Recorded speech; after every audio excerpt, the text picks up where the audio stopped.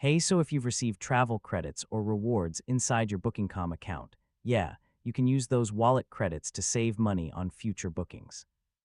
In this guide, I'll show you how to use Booking.com wallet credits step by step in 2026. First, open Booking.com and sign into the account that has the wallet credits.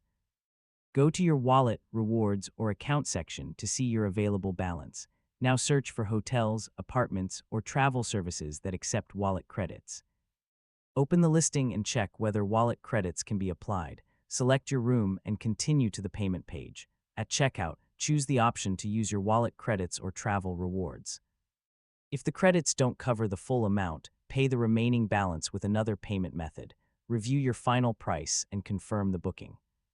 After booking, save your confirmation email and check if any credits remain in your wallet. And yeah, that's it.